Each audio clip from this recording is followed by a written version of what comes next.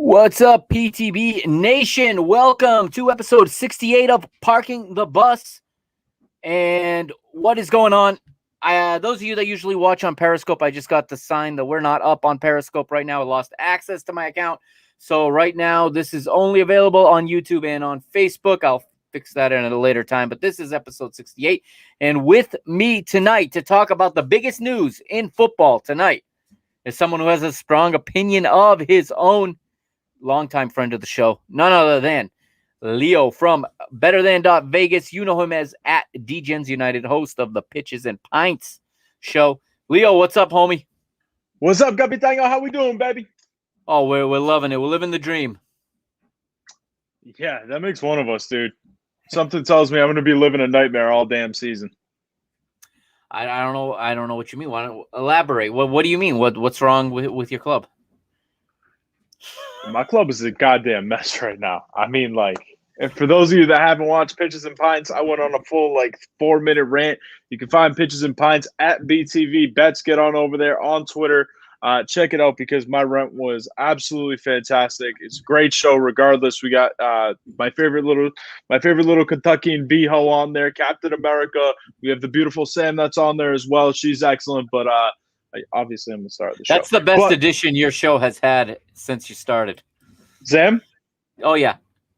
Well, yeah, man. She's lovely. She's delightful. She's just great to hang out with, man.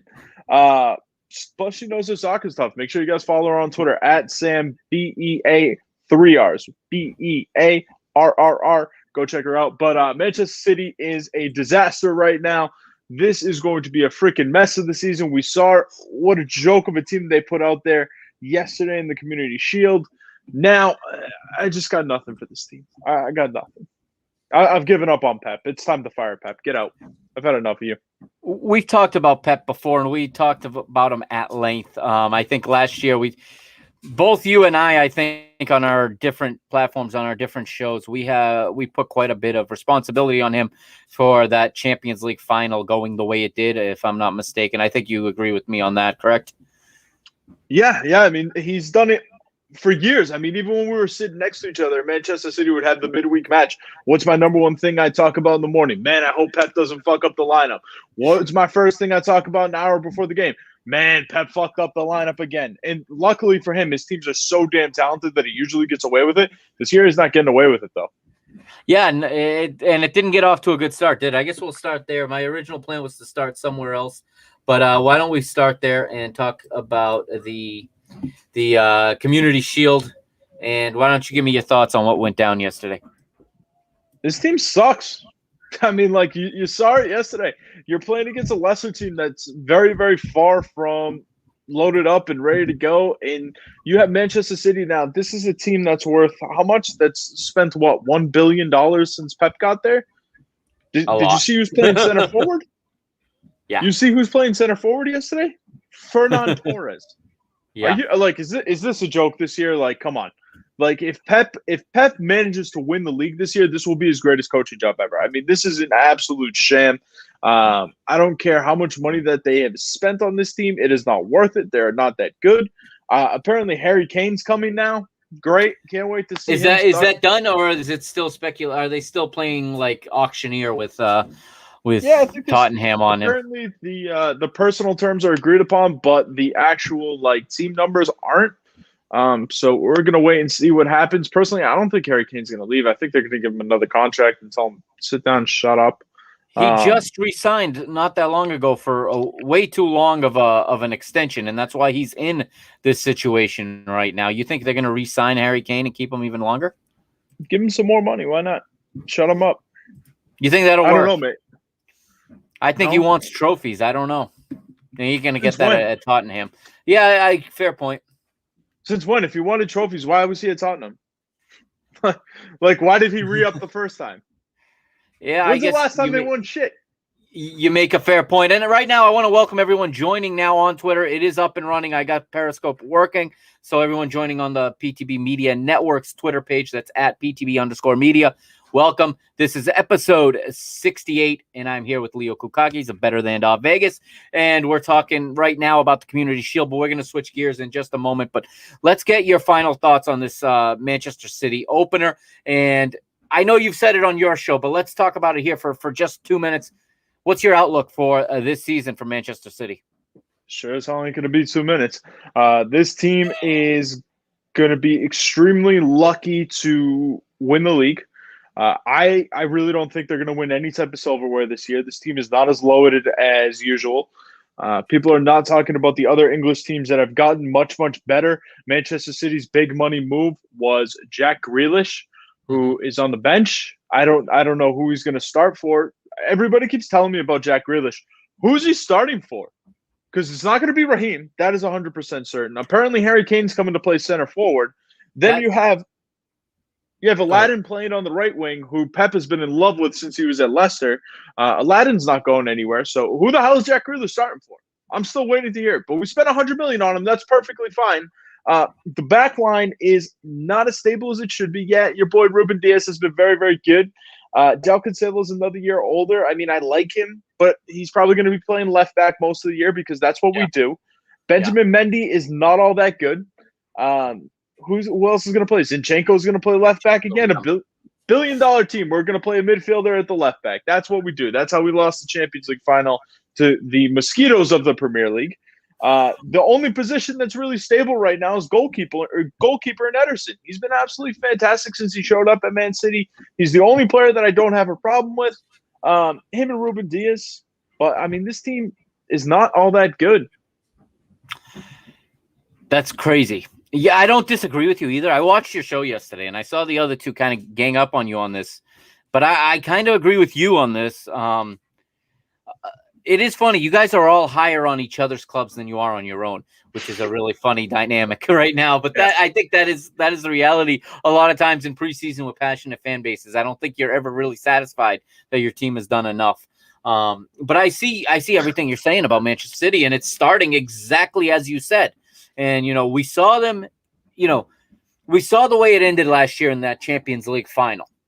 Yeah. And this is the response you have to losing the Champions League final, is to go break the bank on Jack Grealish and then, be in a bidding war, essentially. Not really a bidding war, but trying to talk down Tottenham to lower the price on Harry Kane.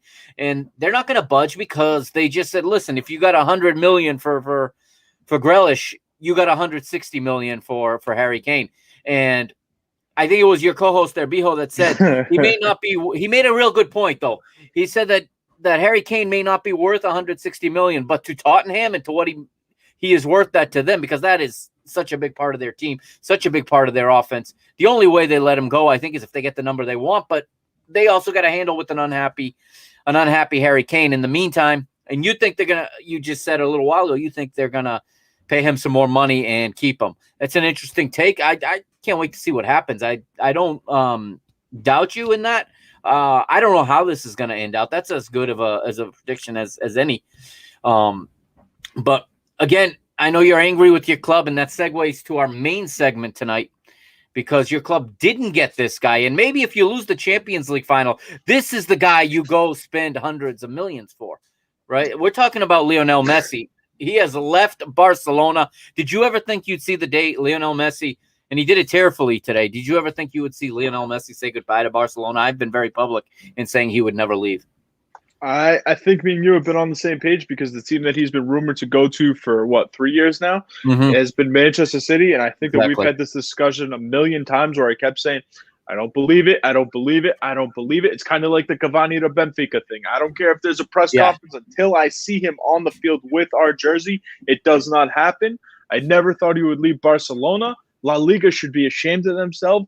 Barcelona should be ashamed of themselves. I put the blame on Barcelona. La Liga's just enforcing the rules for everybody. Barcelona expected them. Barcelona expects them to bend the rules for Barcelona. You can't do that. There's no excuse. There's no excuse. Hold on. Fake rules. Okay, let's put the rules aside for a minute. There's no reason. There's no excuse for Barcelona allowing Lionel Messi's contract to expire. There is absolutely. What do you think? He's just going to be like, okay, I'll sign whenever it's okay with you. No, they could have sold him a year ago. I was public and said they need to sell Lionel Messi because they cannot rebuild while he is there. They can't build the next generation because everything goes through him. and they're thinking so short term. And Barcelona fan base, all of the Barcelona fans are thinking short term. They can't, they couldn't bear to see him leave. Now he leaves for free. What would have been better, to sell him a year ago or to let him walk out the door like he did today? And now they want to go complain to the EU. Barcelona want to complain to the EU. He is out of contract. He is not your player. You have no control over the matter. Well, I mean, to be fair to Barcelona, they do have to pay guys like Miralem Pjanic. So, I mean, they can't really afford Messi if they have Pjanic over there. You hear the sarcasm in my voice, right? This is what happens with Barcelona. We've been talking about this for years. Barcelona have no relative clue how to manage funds, how to do absolutely anything. Messi will not be in the MLS at any point. That's never going to happen. I think he will. He is the one player I could guarantee you he will not play in the MLS. He does not play soccer for money. Okay, we've learned that with him. He doesn't care about the money. He understands he's made enough money.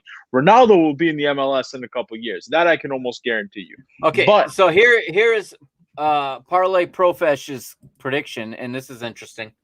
45-year-old Messi on LA Galaxy facing 47-year-old Ronaldo. I think Messi is as much a possibility for Inter Miami as even more so than for LA Galaxy. Miami is the in fashion team. The Argentine community is in Miami. Okay, there is a giant Argentine community in Greater Miami, and David Beckham has the sway.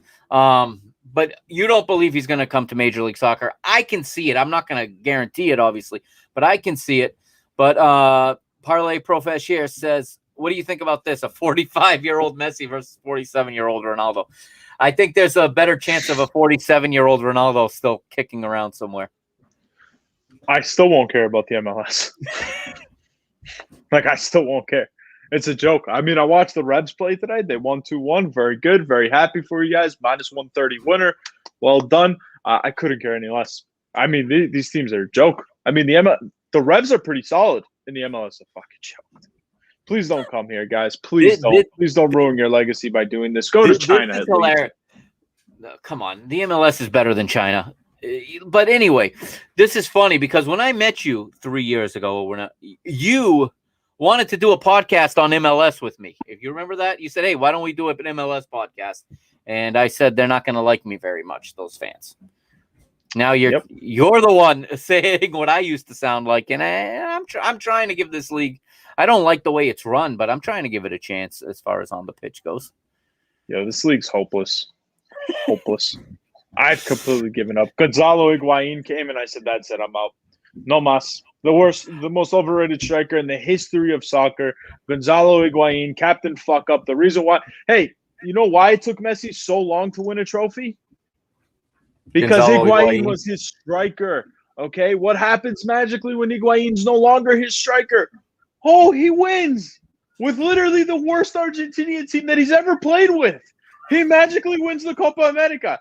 I'm sorry. It's not a coincidence. It's really, really not a fucking coincidence, guys. Put the pieces together. Do you want me to start talking about Messi? We're going to talk about Messi right now. We're going to talk about Barcelona as well. Where do they go from here? Okay. Here's their lineup today. The first game post Messi. Okay. In goal, they got Neto. Back four, Serginho Dest, Gerard Piqué, Ronald Araujo, and Jordi Alba. Okay. Not much of a change there. Midfield, Sergio Roberto, Sergio Busquets. Attacking midfield, Antoine Griezmann, Youssef Demir, and Memphis Depay. Martin Braithwaite playing as the lone striker. Where does Barcelona go without Messi? What do you see? How is this rebuild going to happen, in your opinion? Do you see anything that gives you any chance of a rebuild? How long do you think this is going to take? Years. Years upon years upon years. They are not winning anytime soon. This team is in freaking shambles. Barcelona was built around Messi. No matter who the coach was, no matter who the players were, I mean, it was Messi. That was it. The whole thing was Messi's going to bail us out. Now there's no Messi. Your team is not that good. Your team has not been that good for a few years now. The only reason that you guys have won anything whatsoever is because Messi is good enough to carry you guys. And now on top of it, you have pissed off 80% of your players. Okay? I mean, reports continue to trickle out. We've all seen the stuff from Piqué. We've all seen it from Sergio Busquets. Neither of those guys are in their prime. Agüero's pissed. Agüero's saying, I'm out of here. He just got not there. coming to play. He hasn't even freaking played a friendly yet. And that guy's like, I'm out of here. I'm done. See you later. Get me out. Congratulations. Now you have Memphis Depay carrying your team. The Manchester United reject. Congrats. You guys are looking great. Yeah. Don't forget about Miralem Pjanic, though. Another guy, the talisman. Fucking joke.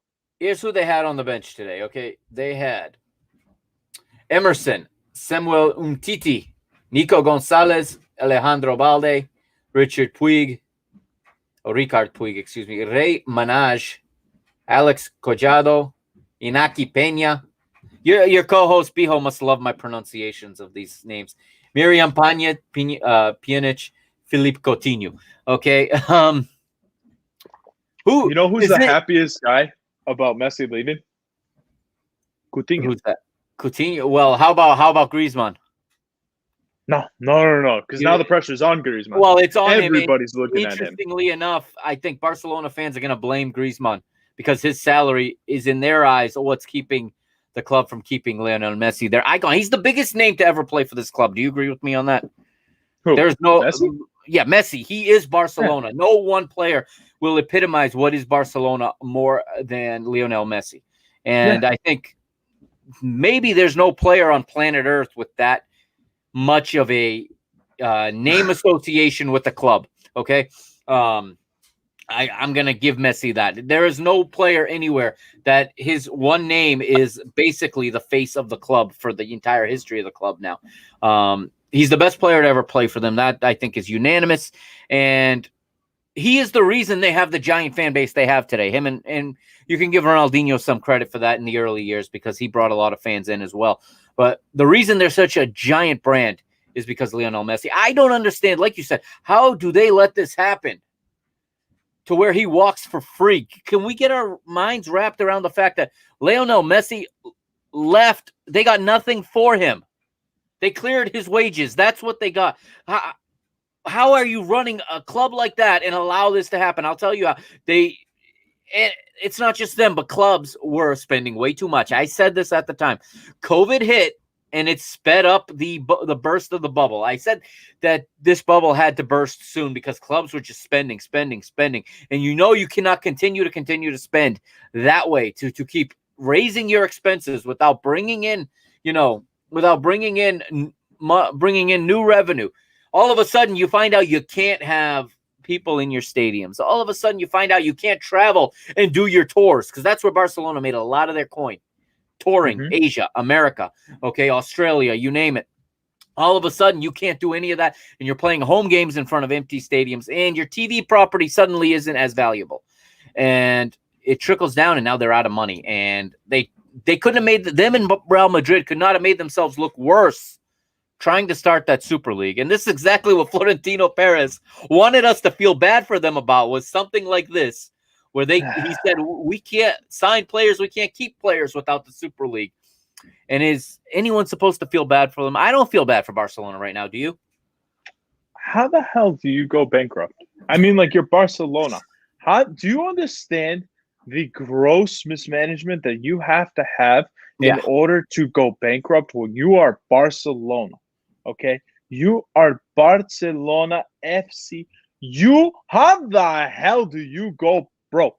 Okay, I mean, do you understand how special that is?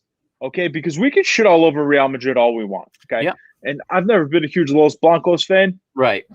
They lost Ronaldo and they were perfectly fine. Okay, yeah, they weren't the same team. They were perfectly fine. But they didn't go under. Superstars. They didn't go under. Okay, I mean, like, this lineup is comical. Cam Braithwaite is playing for Barcelona. Do you understand that their hopes rely on Cam Braithwaite producing at this level? He should not be a cup player for this team. Okay, that dude stinks. He's a 72 in FIFA at best. Okay, enough of the freaking nonsense. The guy sucked for Denmark. Okay, he is the starting player, and they're relying on him. Like, this team's it. This team's not qualifying for Champions League next year. Okay, because La Liga is getting better and better and better. Atletico Madrid's not going anywhere. Real Madrid's not going anywhere. Sevilla's not going anywhere. There are a lot of better. Betis is getting better. Absolutely. I mean, they might not qualify for Champions League. Like, that is a serious freaking thing here. That's quite a statement. That's quite a statement you're making that they won't come in fourth. I mean, would it shock you?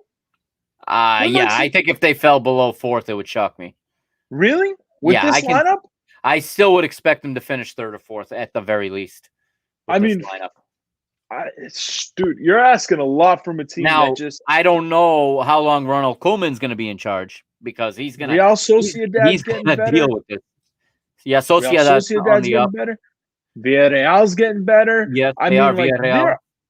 There are a lot of teams. I mean, like, if Barcelona finishes sixth this year, it wouldn't surprise me. With Messi, they finished third, 2 points ahead of Sevilla. How many points is Messi worth? How many points is Messi worth, honestly?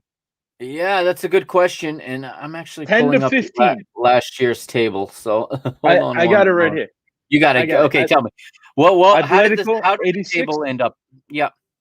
Atletico 86, Real 84, Barcelona 79, Sevilla had 77, Real Sociedad 62, Betis 61, and Villarreal 58. Now, I know that those next three teams are down. I was going to say, but Real Sociedad is young. They continue to develop. They've been getting better and better and better. They're on the come up. You look at this Betis team, they got pretty much everything. They're not deep, but they have a really good starting 11. If they can stay healthy and, they can manage their team properly, that's a dangerous team. We saw in the Europa League, Villarreal, quality team, quality manager. They continue to get better. They had a good transfer window.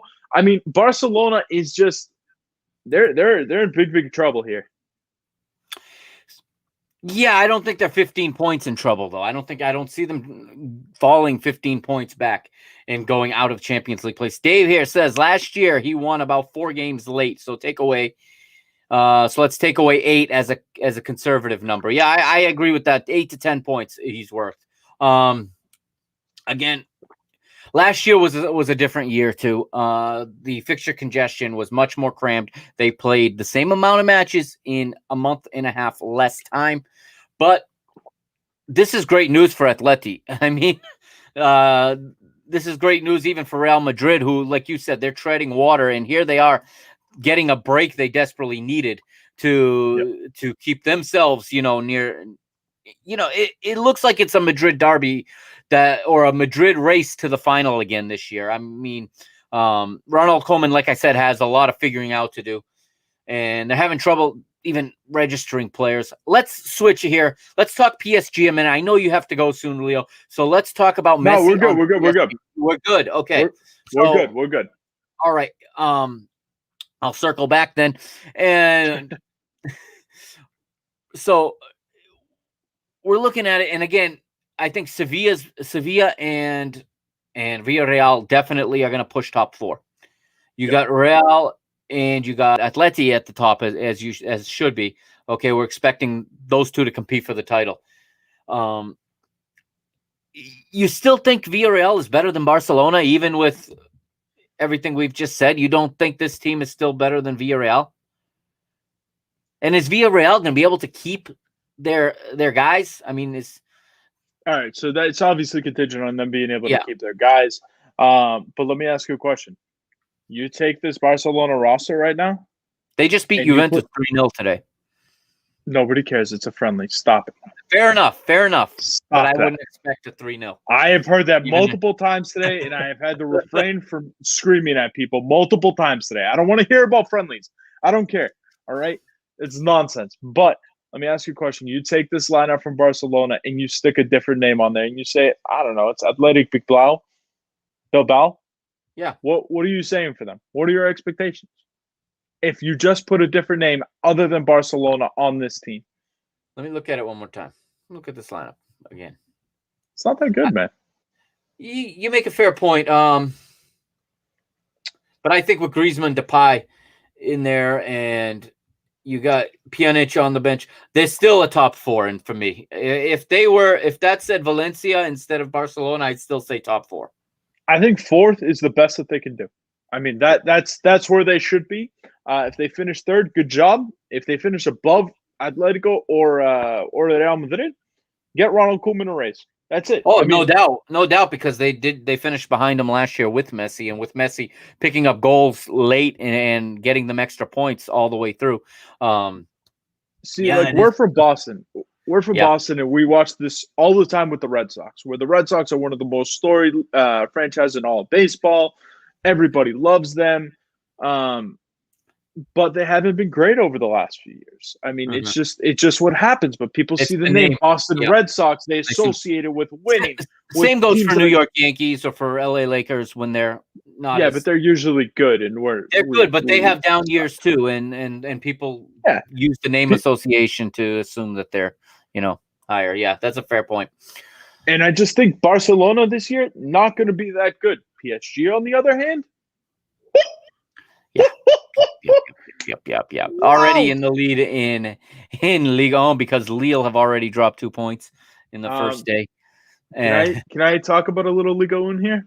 Let's talk Ligue 1 because that's going to segue to where we'll get to PSG. But let's go to Ligue 1. What do you have to say? I don't think PSG wins the league. I like it. I like your thinking, and I don't. Okay, I'm not as bold as to say they're not going to win the league, but I think I know where you're going with this because I've heard you say it on your show. And well, let me let you. I'll let you say it. Tell me why. My reasoning behind this is PSG. This starting 11 may be the best starting 11 that we've ever seen. On paper. However, on paper. However, number one, it is going to take a little while for them to gel. Sure. Number two, they're old. This is an old Yep. team. This is No not doubt. a young team by any No stretch of doubt. the imagination. We're still dealing with the compact schedule. And in Mm-hmm. reality, PSG fans have seen enough of the Ligue 1 titles. All right. Their focus is Champions League, and that's it. Champions League only. Okay. If you ask PSG fans, do you want third in the league if you win Champions League, or do you want first in the league and finish in second in Champions League? They're taking Champions League all day. That is where their focus is going to be. Oh, no doubt. And there's one team that has a lot of freaking talent on it. And they kind of proved it today. Do you know who I'm going with here? Tell me. Take a guess. Let's see. You're going with the team. Are you going with the team that beat Marseille 2-0? I forget who it was. No. No, who you got? I'm taking Marseille. Marseille lost 2-0. Try again. They came back and won today, dude. Are you serious? Dude, Yeah, I totally had them down 2-0 and totally rode that off because I had other stuff going on. I started working on other stuff. With you? They came back. I like Marseille 2-0 today too. Look at this. I like Marseille.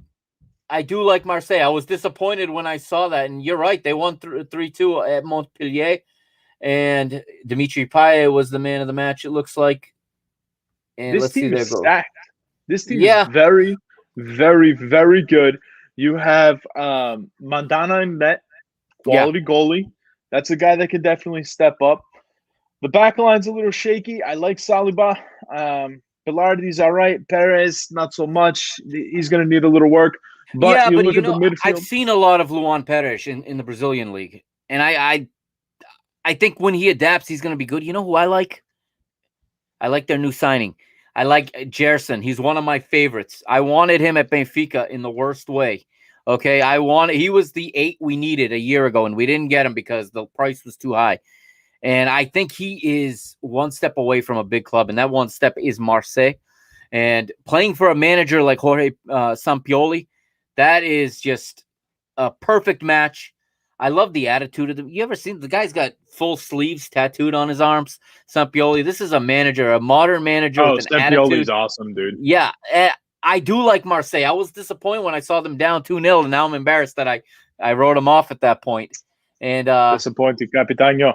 I am very big on Marseille as well. And we have here Under is a good player. Yeah, I'm going to let you finish what you were saying because I'm dumbfounded that I let that happen to myself. But yeah, so you think Marseille is going to win this French league title? Is that what you're saying? Yeah, I mean, if you just continue looking through this lineup real quick, I mean, you got Kamara. He's 21. He plays very, very well. He's like a poor man's Kamavinga. He's very Hmm. talented. Then right next to him, you got Idrissa Gana Gueye, who I've been a huge fan of ever since he played for Everton. Next up, you have Guendouzi, who's kind of like playing in between. He's more of the defensive mid, but he's also kind of the center mid. Um, he kind of goes back and forth there. I've always liked Guendouzi. I thought he was solid. And then on the right side, you got Cengiz Under, who Dave just mentioned. I'm a Yeah. huge fan of his. He used to play for Leicester. He played for Roma. This kid's used to playing for like that B level team. This is a B plus level team. This is going to be a chance for him to grow. He's still young. He's getting better. He reminds me a little bit of Arjen Robben, the way that he plays and the way that he cuts back on his left foot. Very, very talented player. Then you have a kid in Gerson. He's another one. He's still young. He continues to develop. Every time he's out there, he's creating chances. He's playing well. He's 24 years old. Then you have the American on the left-hand side, De La Fuente. Yeah, this kid is Conrad De La Fuente there. He was absolutely brilliant today. Brilliant. And he's been playing for Barcelona's B team. Yeah. And then up top, you got Dimitri Payet, who just can kind of do his thing. And, he's a false number 9. He's the leader of the team. Yeah, he's the leader of that team. That is a good point. I'm looking at PSG's team. Okay, so you're high on Marseille. I want to look at what we got on PSG. Here's their team that beat Troyes 2-1 yesterday. Keylor Navas in goal, not Donnarumma. They have an issue there, I think, with the amount of wages they're spending on goalkeeper. Hakimi, Kaher, Kimpembe, and Diallo are the 4 in the back. I think that's going to change drastically. Midfield was Ander Herrera, Jorginho Wijnaldum, and Danilo Pereira. Julian Draxler playing as the number 10 behind Mbappe and Mauro Icardi. You think Mauro Icardi is excited about Messi coming? No, because he's the odd man out, isn't he? Wait a second, because I have a question here. I remember vividly Mauricio Icardi fucking somebody's wife and Messi. No, it's his wife. Yeah, his wife. Oh, his wife was the one that got the. He was married. His wife was married to another Argentine player. I forget which one. Not that long ago. Yeah, and he stole her. Yes, and she's also his agent. Yeah, so he stole her, and Messi had a problem with it, and essentially got him exiled from the Argentinian team, right? That sounds about right. Yeah, because there was a reason why Gonzalo Higuain was there losing trophies for him. It was Maxi. Was it Maxi Lopez? I think it was Maxi Lopez or Maxi Rodriguez. One of the Maxis, I think, was her. Maxi Rodriguez. First. Yeah, that was her first husband. Yeah. Yeah, he's gone. See you later. He's about to get transferred out. See you, bud. Yeah. Is he going to Barcelona? Could you imagine? They get rid of Aguero. They send Aguero to PSG, bring Icardi in. Oh my God, what a mess, dude! What a mess this has become. Here's a realistic issue, and I think your co-hosts, your co-hosts, both of them, mentioned this when talking about PSG. There is only one ball, and here's the issue: whatever team Messi goes on to, Messi is focal, and everything is going to run through him. How long until Mbappe gets, if they manage to keep him all season, which I think they're going to. I think the goal is to keep this team together for the very least for this season. How is Neymar going to work? Neymar's not going to see as much of the ball. Mbappe is not going to see as much of the ball. They may win the Champions League, but how happy is Neymar how long until discontent sets in, you think? Not long. I don't think Neymar's going to be a problem. I think Neymar left Barcelona with the intention of becoming the man, becoming the best in the world. He has left Barcelona, realized he is not the best in the world. He is not remotely close to the best in the world. The grass isn't greener, yeah. Yeah, now he has Messi to cover things up again. So all the pressure is going to be on Messi. Neymar is now free to do his thing. Mbappe is just a damn superstar. If he stays, this is going to be – I mean, just look at their ideal starting 11, right? First of all, it's going to be Donnarumma. They need to stop with Keylor Navas. I've had enough of him. 2014 was all I needed to see from him. Go away. Okay? After that, you got Juan Bernat, who's the worst player in the starting 11, and he's still pretty damn good. And he's still After that, you have Sergio Ramos, mm-hmm. best center back in the world. I don't give a shit that he's old. He's one of the best. Marquinhos, it's okay to be old at that position. The center backs, their age is they play later into their 30s, so I'm not so concerned with the age of the center backs. Marquinhos scores in literally every big game Mm-hmm. that PSG plays. The guy scores a goal. He's awesome at the back. Then on the right, you have one of the best right backs in the world that nobody seems to talk about in Hakimi. Mm-hmm. He's an absolute monster. He's one of the best right backs in the world. Sure. And then your three middies, you have Wijnaldum, who people have now forgotten about. London Paredes, he's awesome because he's got that attitude. He's a little skilled too, but he's got that attitude. He's got that FU attitude. He's going to be the pest of the group. Then you have Marco Verratti. If God forbid he can stay healthy for more than a week at a time. And up top, this is the greatest threesome ever. Forget about MSN. This is the greatest threesome ever. Messi no doubt. and Mbappe, Neymar. Good luck to anybody trying to stop this team. I agree with you. And I think on the other side of this is a couple players go into the market that I think are going to be heavily touted. One, Mauro Icardi, Julian Draxler. That's a good pickup for somebody. You think Julian Draxler goes on the transfer market, or you think he's happy to sit and play in cup games? He stinks. He's not that good. I've never been high on Draxler. Okay, but you don't think he ends up back at Bayern Munich or something on the cheap? Dude, I think that he's pretty – I think he knows who he is. And I think that he managed to fool a lot of people for a while. And he's just like, yeah, people think I'm really good at this game. I'm good with that. I'm happy sitting on the bench. How about Ander Herrera? I think that he's going to stay because I think he's going to be an absolutely crucial part of what they do because he is a guy that's going to give them a lot of depth because he can run for days. He's got a little bit of London Paredes in him where he's got a little bit of feisty in him. And, I think that he's a glue guy that has to stay. You didn't name him in your 11 that you just had, but you think they got to keep him? Yeah, he's a depth piece. Okay. He's one of those that when Marco Verratti gets hurt, which is inevitable, he's a guy that's going to be used to fill in. They need him. I'm going to make a prediction right now about Danilo. He's going to end up at Wolves sooner or later and join the rest of his buddies there because I don't see a place for him in this team anymore. He's a good holding midfielder, but this team doesn't need a holding midfielder. They got Verratti, and if you say they're keeping Herrera, and I tend to agree with that, I think he goes on the market, and his agent, we know who his agent is. His agent is basically the owner of Wolves, and I think we see Danilo playing at Wolves before you know it. Portugal beat January. That's right. By January, I think he goes. He also Bruno Lage, the manager at Wolves, if I'm not mistaken, coached Danilo Pereira in the youth ranks at Benfica. Most people don't know he came from Benfica's youth team before he became a big name at Porto.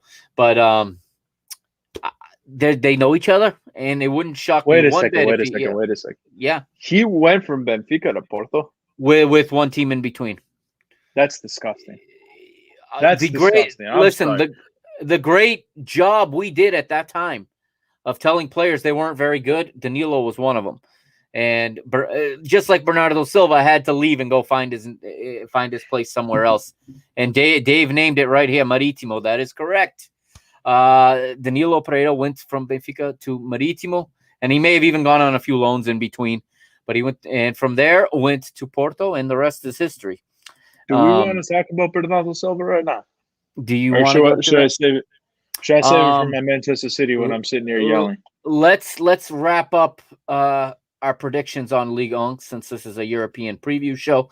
They're 1 week into their season already. I'll run down the results real quick. Monaco won, Nantes won on Friday. Saturday, Lyon won, Brest won, Troyes won, PSG 2 on today. Rennes won, Lens won, Bordeaux 0, Clermont Foot 2, Nice 0, Reims 0, Saint-Etienne 1, Lorient 1, Strasbourg 0, Angers 2. Can you imagine seeing Messi play at Strasbourg and at Angers? Metz 3, Lille 3, and Montpellier. Did you see that game? Marseille 3. I did not see that game. Did you see the Mets game? No, I did not. Oh my God! What a group of morons! You want to talk about one of the stupidest groups of all time? I mean, they're up 3-2, 30 seconds left. Their striker is deciding to go 1-on-4 to try to score rather than go to the corner flag. which was mind-blowing. So he takes a shot from literally 40 yards out.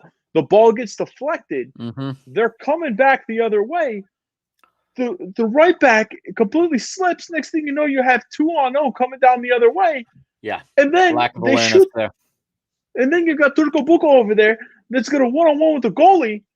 And now keep in mind, the goalie, here's the near post right here, okay? The goalie has the near post covered.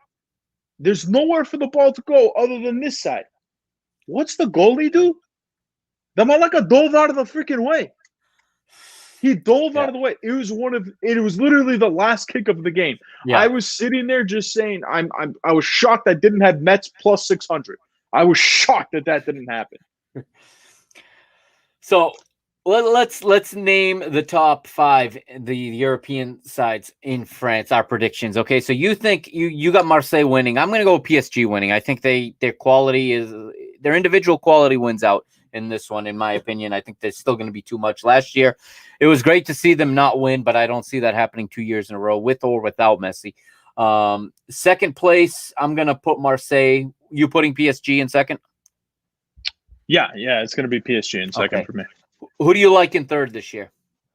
Third, I'm actually going to go Lille. This year is not an automatic Champions League bid, by the way. Third puts them in the playoff. You like Lille? I agree with you. I agree with you there. Now we're in the Europa League, or I should say the fourth place is for the Europa League, and the fifth, I think, is the Europa Conference. Who do you got in fourth? Fourth, I had Monaco. Yeah, I think I agree with that. And then fifth, the final team to see Europe. Wow, I would say we haven't even talked about Lyon yet, but that's where they probably fall, right? Fifth, yeah. Yeah, that's probably where they fall. All right. You want to talk Manchester City and Premier League? We talked about the Community Shield. Let's talk about the Premier League. Let's pick it back up at Manchester City at your club. You wanted to talk about Bernardo Silva. Go ahead. First off, I want to talk about Pep Guardiola. Okay. Let me preface this by saying this is the second time I'm going to do it, and we all know that all sequels are not equal. If you guys want to see my purest rants, please go to @BTVBets. Check out Pitches and Pines from yesterday morning. It was an excellent episode. It was a good episode. I can second that. Thank you. I went ballistic, and let me tell you something. I've had enough of Pep Guardiola. You need to be fired. You're an absolute disgrace. You know what? We brought you in for one reason. It was to win the Champions League. You still have not won the Champions League. You have choked so many times. You have overthought so many big games. I mean, you've lost to Lyon. You didn't manage.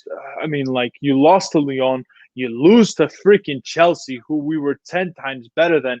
Now I'm stuck listening to Biho's ass every goddamn week, okay? Because he's a nuisance of a Chelsea fan. And Biho, I love you, but you're a pain in my goddamn ass every week, okay? We lost 3 times to him and Tuchel. All we heard was that Pep Guardiola's there to win the Champions League. We still haven't won the Champions League.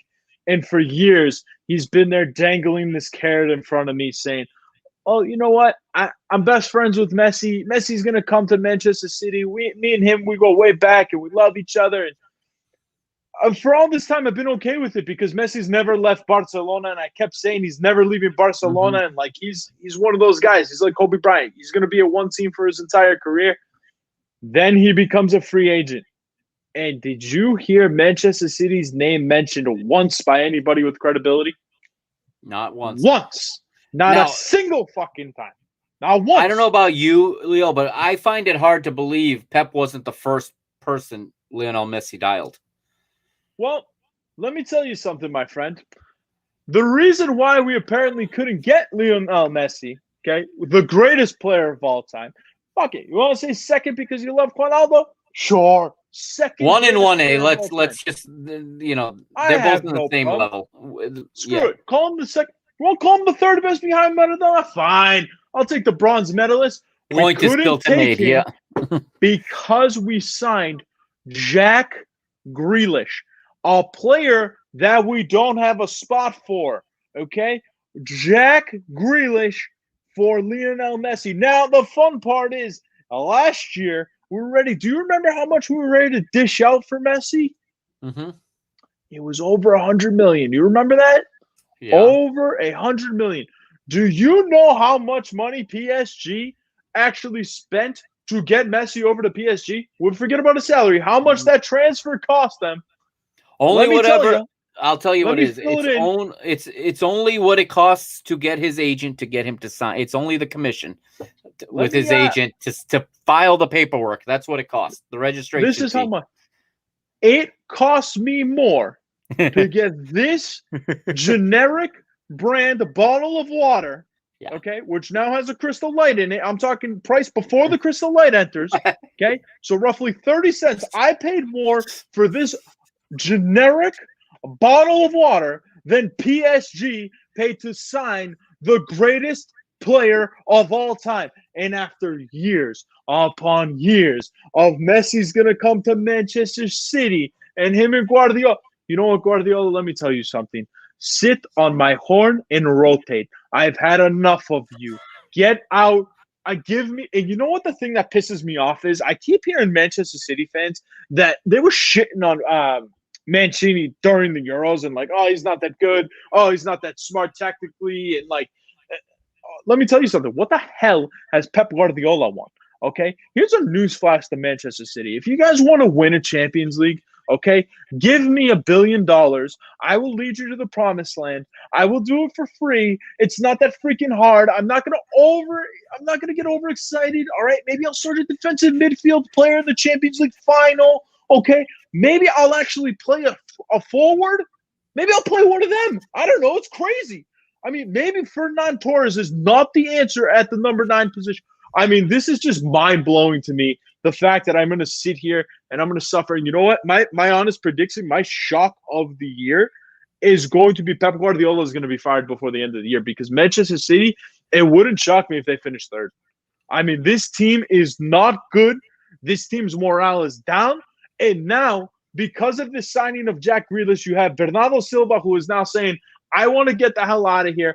I've had enough of this. And you know what the thing that drives me nuts is that we have these, again, Manchester City fans, you guys have become delusional. You guys aren't watching the games anymore. You're putting way too much credit. Let's remind everyone that you are a Manchester City fan. I am a Manchester City fan. In case people don't know you, this needs to be stated because right now you know your opinions differ. But this is a Manchester City fan, ladies and gentlemen. Ever since I've known him, this is a Manchester City fan. And I'm not one of these Manchester City fans that just showed up when the oil came. Mm-hmm. I was sitting there suffering when they were going through the relegation battles. Mm-hmm. The second that they signed Yorgos Samaras, I was all over Manchester City and said, this is my club. Let me tell you, this is going to be the worst year we've had in a long time. We've already seen it. Pep Guardiola is so stuck in his ways with Ilkay Gundogan, who I know played out of his freaking mind last year, but that's the best you'll ever get out of this guy. He's old. He's not that good. He's never been that great of a player. Rodri, he is a defensive midfielder. He is not Yaya Toure. He cannot come up and score goals. He cannot make great runs. He's really not that good passing the ball. Now we have Jack Grealish on the wing, who's probably the most overrated player in all of England. I mean, even Gary Southgate knew to put this guy on the bench. That's how much he sucks. And now you're going to go spend an absurd amount of money for Harry Kane. You're losing. Okay, the year that we didn't win the title, do you remember why I was screaming and why I said Manchester City is going to have a down year? Because Pep didn't recognize the strengths of the team. The two players that made that team go, that made that team special, the one where we won the league over Liverpool, where we had 101 points. Sure. Okay? The two players that made that team special, Raheem and Sane.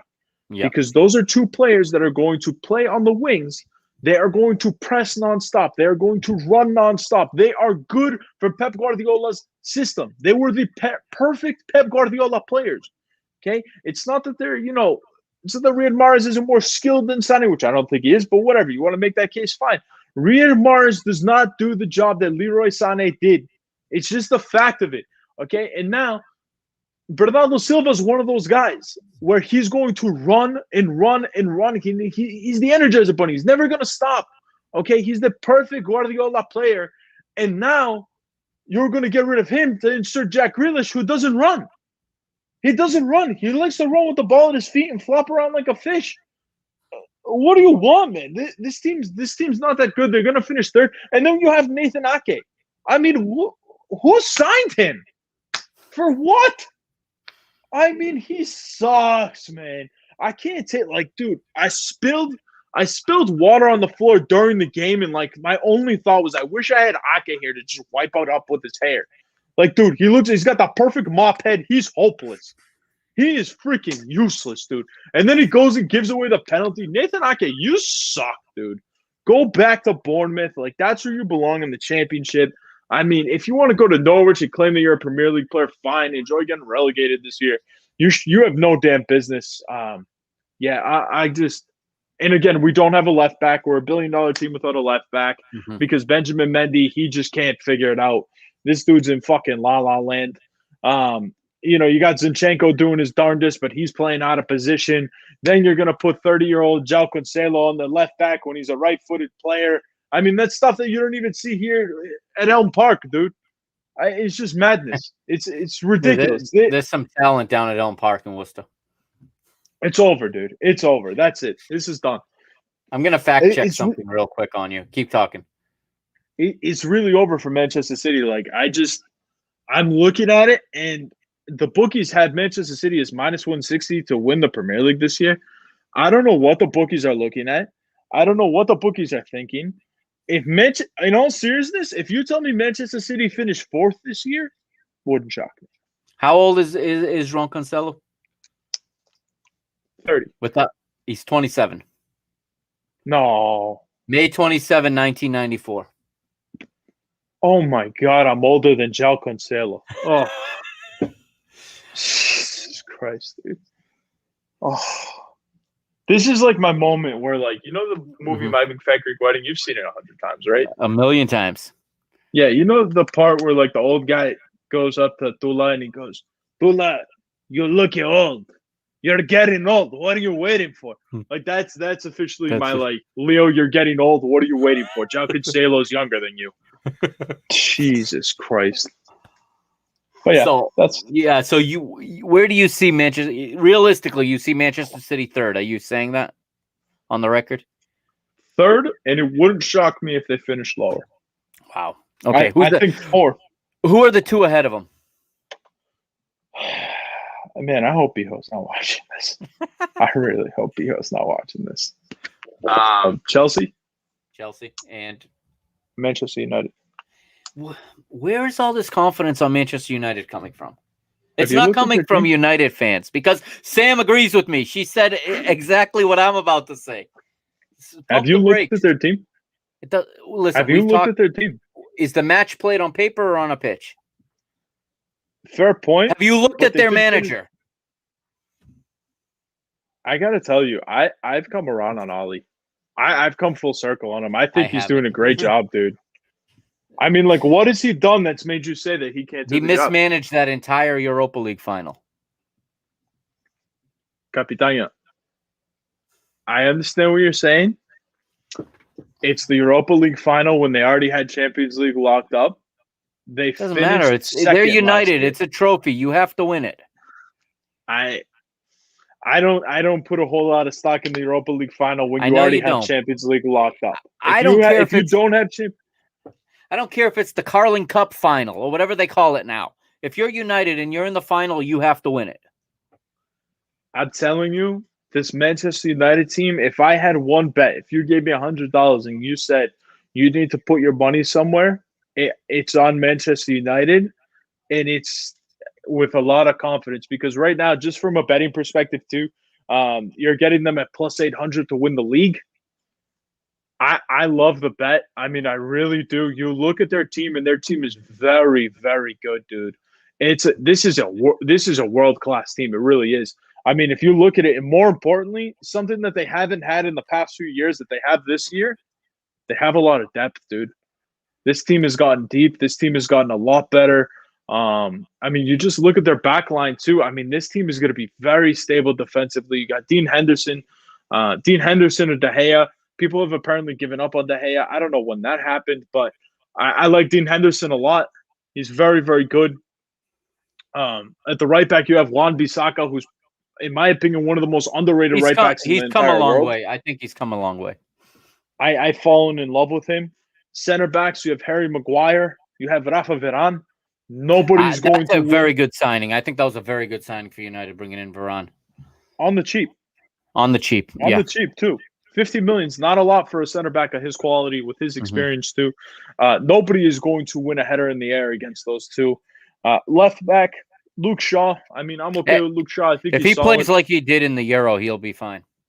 Yeah, I mean, I think he's just slightly above average. With if he plays up to his best, he can be even better than that. But yeah, it's slightly above average.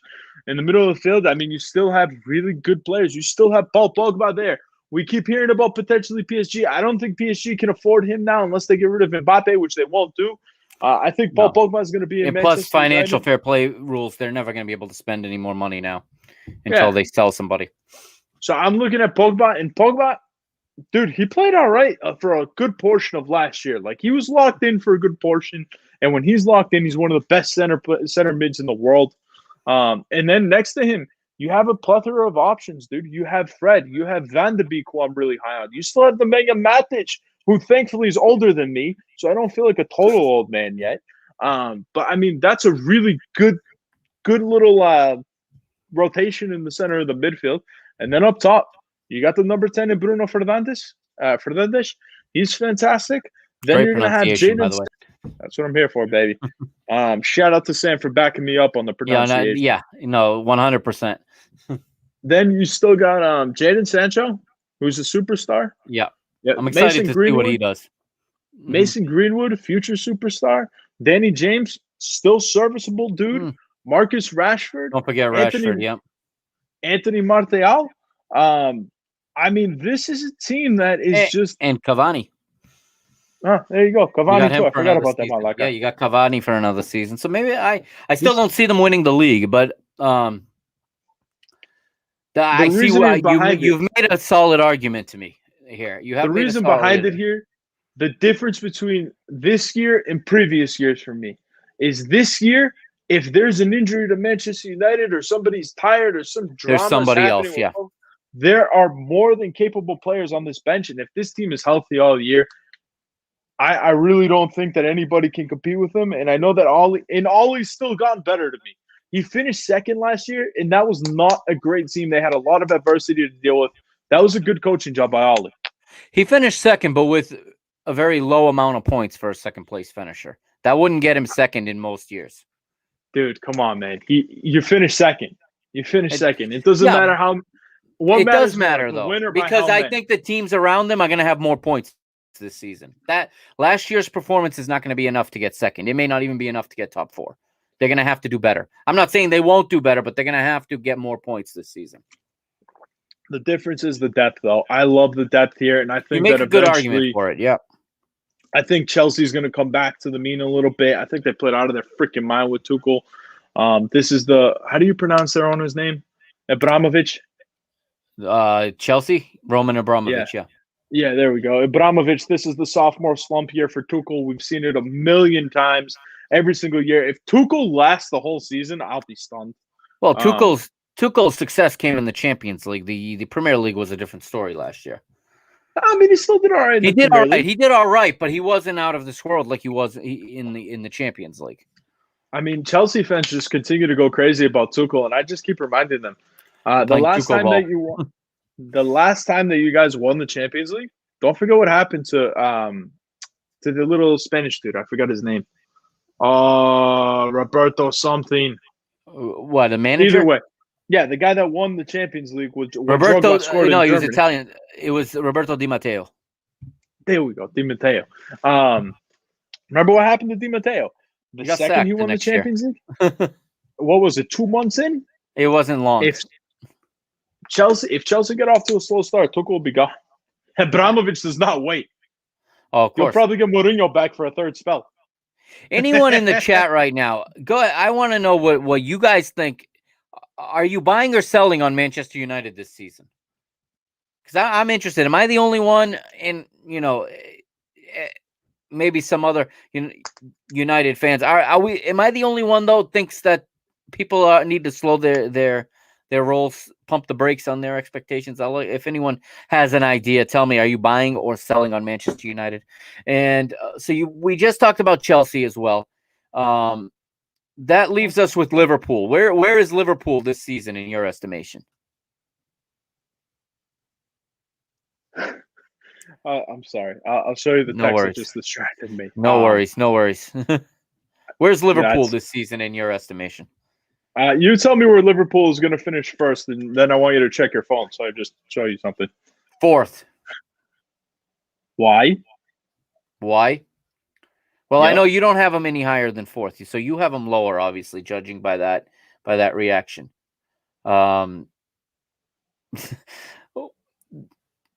Look at their team. I mean, they still have the quality there. They were much better down the stretch last year, late in the year. They finished the season on a good note. I still think Klopp can manage. I think he's got a ton of ability, and I think he's a good motivator. I think the players believe in him. They're gonna have fans back in Anfield this year. The Kop is gonna be rocking. I can't see Liverpool falling below fourth. You obviously have them lower, given that reaction. Where do you put them? I actually put him fourth. Okay. I put him maybe third, depending on how Manchester City do. So we have the same top four, obviously. Yeah, we got the same top four. I think that we have them in different order, obviously, but Liverpool, Van Dijk's back, so that's always nice. Klopp is Klopp, man. I mean, it really depends on how dedicated that he is, because as we all remember last year, he had a lot of problems. Are you reading your phone right now? My wife got one of those not that long ago too. Dude, the problem of dating attractive people, dude. Like, what a great problem to have. Like, how's your reaction to it? Like, I'm beaming with pride right now. Like, this is great for me. Like, this is new for me. I guess that is a compliment, ain't it? Like, dude, that's such a fucking compliment. Like, yes, dude, that's my girl. Shit, we got distracted. We've done so well, by the way. For those of you that are new to this program, whenever it's me and Mike on the show, usually about an hour in, we've gotten about 20 minutes of soccer. The rest is just miscellaneous nonsense. We've gotten through an hour of this show, and it has been all soccer, and we should be very proud. So, explain to me why Liverpool's coming in fourth to you. And we're back. I mean, the team's solid, dude. It's Jurgen Klopp, and again, it comes down to if Klopp is dedicated to Liverpool and Liverpool is dedicated to Klopp, and there's no nonsense happening, yeah, this team's going to be stacked. This team's good. They're perfectly fine. What happens in the midfield, I don't know. I'm a big fan of Jones. I think that he's going to be able to fill some of the shoes that Wijnaldum left. But after that, I like the team. I think they're good. Yeah, I agree think that overall, I think this is going to be a down year for the Premier League. I think that it's going to be the top four teams and then everybody else. I mean, I think Tottenham is going to take a big hit down. Sure. Who else is there? I mean, Everton, with everything that's going on with them, I think that they're going to be in shambles. No, absolutely not. You don't think they can repeat last season and be in the top six? Not under any circumstances. Okay. Let's team run down. Overachieved. Yeah. Well, fair enough. Yeah. What do you want to run down? Let's run down the fixtures for match day one. Okay. Or for round one. Brentford opens up against Arsenal. That's the first game Friday night. What do you think about that? It's Brentford. We both were big on Brentford when they were in the championship. Can I tell you what pisses me off? Go ahead. Like, genuinely pisses me off. Man, I don't hate Arsenal this year. I really don't. Like, why not? I want them. I just like. You've always had a play. Okay. When we used to work together, and I'd be getting frustrated and I'd be getting pissed off. You'd be like, dude, chill out. We got Arsenal today. And I go, who the hell cares about Arsenal? But you always were like, we got Arsenal. I don't know what today. it is, dude. This team you'd always ask me for a recommendation. And I go, how many times have I tell you, don't take Arsenal? You were always putting money on Arsenal. And I got Arsenal today. And I said, why? Man, you are. You're taking Arsenal again. Again, I mean, like, you want to. People think that this team's going to be absolute trash, and I don't think that they're going to be absolute trash. I think they're going to be okay. I don't think they're a top four club, but I think they can get into Europa League next year. I mean, you still have so much freaking talent here. You have Lacazette, you have Aubameyang, you have Pepe. And more importantly, you have my guy Mikel Arteta. I love Arteta. I think that he's phenomenal. I hope that he comes back to Manchester City. I hope that he comes to a big club where he freaking belongs once Pep is gone. Honestly, I think that he is going to be Pep's replacement, and I think that he's going to be a massive success at Manchester City. So, yeah, And then Brentford this year, I'm not overly high on Brentford. I think that they've kind of plateaued. This was it for them. I don't know how you feel about them. Wait and see. I'm very wait and see on them. I don't know if they have the quality to stay up. They were good enough. The playoff winner does not have a good record in the Premier League. Yes, it's great to go up, especially in an exciting way like winning the playoff, but very, very rare that they stay up. We've seen Fulham come up and down. We've seen West Brom go up and down. Brentford is a new team to get promoted. They haven't been promoted in a long time. It's hard. It's hard for me to find a reason why they're going to stay up. They're one of those teams that I look at them and I say, okay, they'll pull an upset or two along the way. Sure. Like they'll give some teams some problems, but this especially team at doesn't home have the depth. Yeah, they don't have the depth to stay up. You got Saturday, first bright and early. Man United Leeds, local rivalry there. I know you're high on Man United. You like this game? I love this game because it is going to be on live during Pitches and Pints, which is Saturday, 8 a.m. Make sure y'all are tuning in. Me, Beho, and who knows, maybe even Sam, who's a Manchester United fan. Maybe she'll even join us. So if Leeds happen to score a goal early, I'm sure we'll haze her a little bit.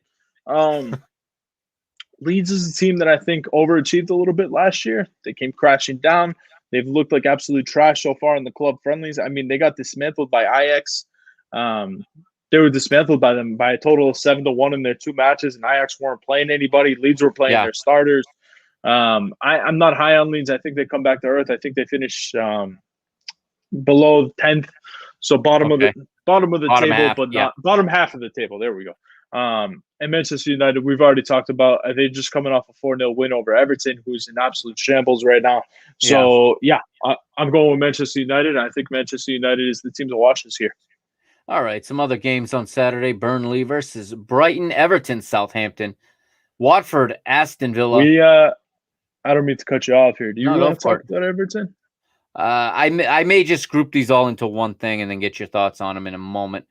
Norwich hosts Liverpool, and then the bigger one is Chelsea, Crystal Palace, and Leicester Wolves are the other 2 more attractive matchups.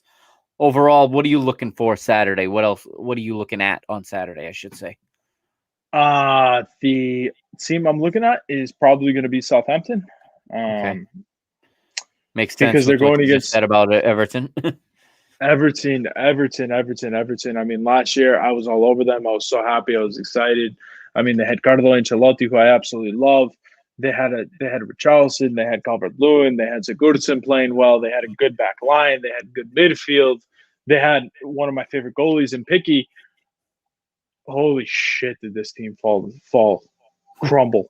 I mean, Ancelotti left. The allegations against Sigurdsson. And when is it Richarlison going to play? He's just finished his season yesterday in the Olympic gold medal game. He's out. He played Copa America and the Olympics. Yeah, they're talking about Calvert-Lewin maybe out for a little bit too, just because he's fatigued after everything that happened with England. Not like he actually played, which is kind of surprising, but he may be out for a little bit. I mean, Everton is a team you need to fade for the first 8 weeks of the year, just because I really think that they're going to be in absolute shambles. I don't know how they could possibly be focused. The team that I have is a dark horse that if Liverpool start to slip up, this is the team I have 5th right now. Aston Villa. Dude, I love what they've done. I love what this team continues to do. They just continue to just build on this, and they played so well last year. Emiliano Martinez has been phenomenal since then. I wonder if Arsenal's regretting letting him go, and I don't know, keeping Bert Leno. But they just signed a bunch of players as well. They're looking really, really good. They just got $100 million for Jack Grealish, which will help them in the transfer window come January. They just signed Tinzibe from Manchester United. They're looking at Ward-Prowse as well. They're trying to nab him. I mean, this is a team that if you have a book that will allow you to bet on a team that's going to qualify for the Europa League next year or finish top 5 this year, this team is worth it. They're worth a dabble. I think that they're going to be very, very good. And I just love what they've done.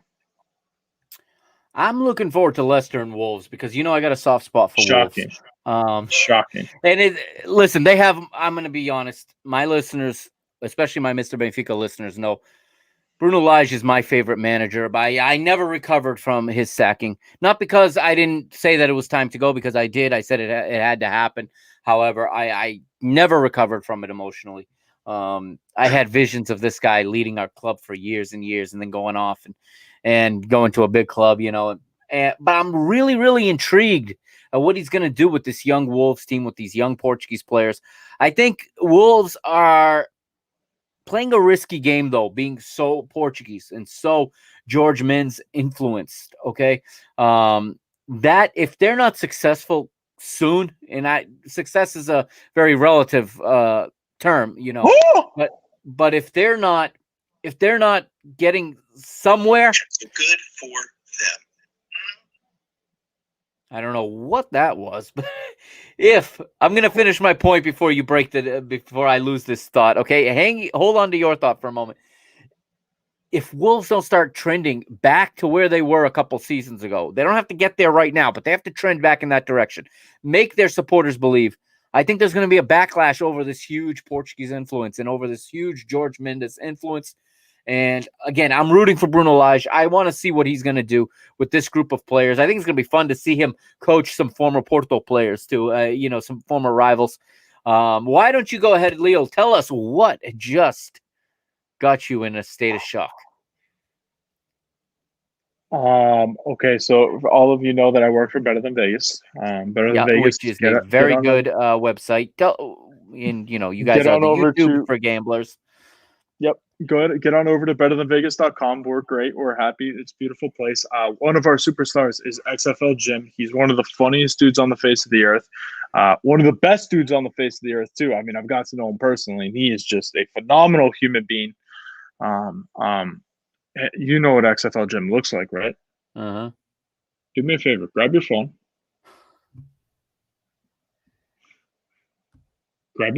It's get on right Twitter. Here. And I want you to search XFL Gym and pull up XFL Gym. Meanwhile, tell me what you think of Leicester. Nope. I'm going to catch your live reaction to XFL Gym. This is something, those of you listening on the podcast are not going to know anything about this because you can't see us. But yeah, that means that you guys should go to XFL Gym and check out the gymnasium. Okay? It's a gymnasium podcast. Thank you for allowing me to pitch this, Capitano. You got it. You pulled it up? Yeah, I'm watching it.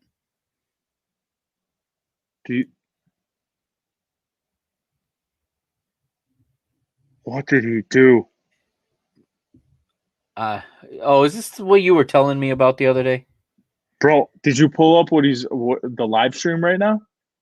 Oh, wait, that's the pinned tweet. Jesus Christ. Scroll down. Yeah, I am. 8 minutes ago. It's the live stream, dude. Hold on. Bro, he shaved his head and his face. Is that who he is? Okay, I thought he was the other one. So that goes to tell you. That's the point. That's the point. Oh my god. Oh. Okay, back on topic. Okay. Dave, thank you for keeping us on topic, Dave. Dave is one of our good friends. Dave is in the Boston area. I got to get Dave a T-shirt because I can afford. When are we getting Dave on the show, bro? Maybe we're going to if you want to come on the show at any point, just let me know. Okay. He says Wolves need to make the Europa League at minimum conference league. Okay, so he's putting higher expectations than I have on Wolves. I don't disagree with them. I think I'm trying to be nice. I'm trying to go easy on Wolves because last season was horrific. The Raul Jimenez injury was horrific, and they're not really recovered from that yet. Be interesting to see for me what Fabio Silva does this season for Wolves. I've criticized that kid since he was like a U15. Okay, so maybe I'll be eating some crow this season, but put your phone away, Leo, and tell me what you're thinking about Wolves right now before we move on. I understand your homie cut his hair and shaved his head, but my homie has shaved his head. My girl, you've seen what's happening there. Yes, everything's gone bananas in this hour, ladies and gentlemen. We've done great to stay on topic. Wolves, is Raul Jimenez officially back? He's played. I don't know how. I don't know that he is. He's not on top form. I don't know if he's going to be in the 11 to start against Leicester. We'll have to wait and see on that. Is Adama Traore still there? Because, I mean, we keep hearing that he's leaving. Did he officially leave yet? I don't believe so, but I will double check that for you right now. Looking at their squad list. And their squad list still has Adama Traore on it. Okay. Yep. And Dave makes another great point here. Dave says they never replaced Jota. That is right. Diogo Jota has never been replaced on this team, and he has been huge and valuable. And he also says the kid who went to Tottenham, Leo, off the top of your head, do you know who went from Wolves to Tottenham? I'm blanking on that. Who's Tottenham? I could pull up the Let me but see. Ruben Neves is apparently gone too. He's Well, on he his way out. He played yesterday, but yes, there's a lot of rumors around him. Davies, he's saying it's Davies. Oh, yes, he's right. Yes, his name. He was the wingback. Wasn't it Dougherty? Is he talking about Dougherty? I think he might be talking about Matt Dougherty. Yeah, there you go. That's who he's talking about. Yep. Yeah, that's a big loss for them as well, and that's who. Well, we'll see what they got. I mean, again, you never know with these teams and the way they start. And Davis confirmed it is Matt Dougherty that he was talking about. And yeah, that's a really good point there, Dave. Okay, so he says they got to finish Europa League. What say you? What's the minimum Wolves can do this season? The minimum that they can do? Yeah, without causing, waves and without having managers, jobs being called into question. I am pulling up the odds right now here. 1, 2, 3, 4, 5, 6, 7, 8, 9. Yeah, I'll give it to you. 10, 11. The minimum that they can do is just above the relegation zone. Probably like 15th. Yeah, but that will lead to big changes. That leads to head rollings. Okay, so you think they got to come in 10th for people to not lose their job? That's what I'm asking. Oh, I'm sorry. I thought you meant like what do I see them? What's the minimum acceptable? Yeah, I mean, it's got to be Europa League. Okay, it has to be Europa League. No, gone. Conference League. I think Europa League is 5th place. I think that the Conference League is gonna. That's 6th. They're gonna kind of. Yeah, I think that the Conference League is not going to last very long. I think that they're going to start to treat it kind of like how England treats the Johnson Trophy. Is that the name of it? It's the one where only the lower leagues. These days? No. It's below the League Cup. It's for only teams that are in the second division or below. That's the league like trophy. Yeah, the league trophies and whatever the sponsor. I think they call it the Johnson Trophy. That might be the sponsor. Johnson's, yeah. Yeah, we're not talking about the FA Cup, obviously, not the Carabao Cup. It's the one below that the Premier League's excluded from. Correct? Yes. I actually think the championship is excluded as well. I think it's only League 1 and 2 that compete in that one. I think the championship's in it, but either way, I think that the Conference League is going to slowly turn into that, where they're just going to start saying that the top, six leagues can't get into it. That's where it's just going to be for the smaller teams. Yeah, that's where I think it's going. It's going to exclude. It's going to exclude the Big Six, and it'll be for everybody else probably. But okay, so you're saying they have to come in 5th. I'm way more conservative, saying they got to come like top 10, top 8. Dave's saying, as you are, that they have to make Europe. So we'll see what happens here with them. Okay, Leo, give me the top 6 right now. If you had to put your money down today to pick the top 6 in any particular order, who are they? Top 6. I got Manchester United winning the league. I have Chelsea 2nd, Manchester City 3rd. I'm going to give Liverpool 4th. I'm a little skeptical on it. After that, I'm going to go Aston Villa 5th. And then I'm going to go – this is a tough one for me. I'm going to say Tottenham 6th, but it wouldn't shock me if it's Leicester. Yeah, okay. So you got Tottenham there. Okay. Just for fun and just for giggles, where do you put Arsenal? 9th. Okay, I say 12th, but no, they should be better than last. Why? Because they're Arsenal. Why do people hate on Arsenal? Like at some point, don't you just feel bad for them? No, not really. Like their fans aren't. See, like here's the thing. No, they're about polite. Arsenal, You're right. They do have polite fans in there. like their fans are dickheads to their club. Like they're Yeah. not dickheads to any other thing. The hate that people have for Arsenal is mind blowing to me. Yet nobody seems to hate Chelsea. Why? Chelsea have the most annoying fan base on God's green earth. They're the worst. I mean, they are literally soccer's mosquitoes. Okay, they're the worst. There's no place for Chelsea fans. You guys all suck. And people always get mad at Arsenal fans. Like, oh, I hate Arsenal fans. Why? They don't yell at anybody else's club other than their own. I have They no hate issue their with own their club. fans. I have no issue with their fans. I just And like their club as a whole, I have no problem with their club. They donate us 6 points every year. there you go. They donate. Thanks. They donate points to everybody. That's All what right, I'm saying. Like, why does anybody get mad at these guys? Let's quickly wrap up our preview tonight. As we have another we got an over under sacked managers in the EPL before we move over. Actually, I got another one that I got for you after this. Okay, Go let's ahead. quickly do that. Okay, what is the over under on sacked managers for you? You're the gambling man. I'm gonna pull up the list real quick. Give me 2 seconds here. I say 12. You think 12 managers get sacked this year? No, You don't think so? slow down, man. Slow down with the 12. More than half the managers are gonna get sacked. Yes. How many were sacked last year? Tell me that. I don't know. Well, I mean, you're looking it up on your phone, so I mean, I'm pulling up. I mean, okay. Hold on. Stay tuned. Continue your 12 rant. no, I just say I think 12 managers will get sacked because managers get sacked too easily these days, in my opinion. I completely agree with that, actually. Yeah, nobody has any long-term plans anymore. You get 3 bad results in a row, and your head's on the chopping block, and it shows. And that's how you make mistakes like Barcelona does, where you let the best player in the world's contract run out. So, I was about to circle over. I was about to transition over to Germany, but I guess I'm going on a high over there. I'll stick with 12. What do you think? I'm gonna go with 6. 6. You only think 6 managers are gonna I think the bottom 3 are all gonna done. switch. You think the bottom 3 are all gonna switch? Let's start with that.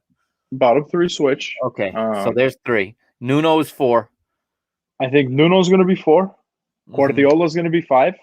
Mm-hmm. And I don't know if you count this as a sack, but I think Arteta is gonna leave Arsenal to come to Manchester City. Okay, You I count it won't as a count. sack? I won't count that as a sack. If he leaves In that case, on his 5. own, that's not a sack. So you're saying 5. Okay, interesting. We have very different opinions. I have a hard time seeing only 5 managers keeping their job in this league, but you could be right. In Germany, okay, we start the Bundesliga next weekend. This weekend, I should say, we had some DFB Pokal. And what are your thoughts in Germany? I know it seems to every year be how many points will Bayern Munich win by? Is that still the case for you this season? Yep. That's it. One word answer. Yep. That's it, right? Like there's literally nothing to discuss in the Bundesliga. Like, well, Dortmund have taken. Who comes in second? Is it Leipzig again? I think Leipzig have gotten better. I'm pulling it up right now. And I think Dortmund are going to struggle to get second. I don't know that they're going to get second this year. Dude, I really don't see anybody. Let me ask you a question. If you had to put a spread on Bayern Munich against second place team, what's the spread? In how many points? Yeah. 7.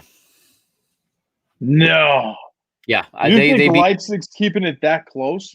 Yeah, I do. They're going to keep it within 7. No. With what? What are they going to keep it that close? Andre Silva, man, he's a 20-plus goal scorer. Okay. You got Forsberg. You know, you got the Danish guy, and I can't remember his name right now because Poulsen? My mind's all over the place. You got Poulsen. Listen, hey, you got Jesse Marsch, man. Come on. You don't believe in Jesse Marsch as the manager there in the Bundesliga, representing all of us here in the USA? I mean, dude, you're crazy. In all seriousness, you're nuts, bro. Okay. I have So no problem with you how saying many they're going to points do finish. you think? I mean, I think Leipzig's worse this year. You I think think Bayern's going to be pissed off. Bayern, pissed off about people don't what? talk about this enough. Bayern Munich were immensely affected by no fans because they have one of the most raucous Yeah. atmospheres around. So we're Dortmund. Let's be fair. If you're going to make that Oh, argument, Dortmund as well. Dortmund is going to be lucky if they're in the Champions League this year. You Let's know be honest. what?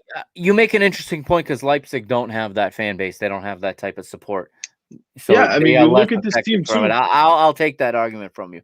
That's a good Their point. team has got a lot worse this offseason because they lost their center back, Inupa Mancano, who is They sold him early last year and kept him for the rest of the season. That's true. That is going to be a massive, massive deal. And that back line was overachieving to begin with. You look at that back line now, you're going to have Gulasi, he's perfectly fine. He's all right. Yeah, he's all right. Yeah, he's an 80. Then you have Mukalele, who's naturally a center back playing right back. I think that's going to be an absolute disaster. Then you have Orban, I've never been a huge fan of him. I don't think he's all that great. I put him around about a 77 maybe. Then you have a guy in Simakan. I have no idea who this dude is, and that says all you need to know because, not to toot my own horn, but I know a fair amount of soccer players. You do, and especially in the Bundesliga, you're pretty good with these guys. And then you have the best left back in the world, baby, Nike Alino. Woo-wee! I love that guy. He's awesome. He stinks. He's terrible. I think that Leipzig are going to be leaking goals left and right. I think that they're going to be an absolute mess this year. At least early on in the year, until they start to gel a little bit. Then they could very well be in an adaptation period. So who do you have second? Dortmund?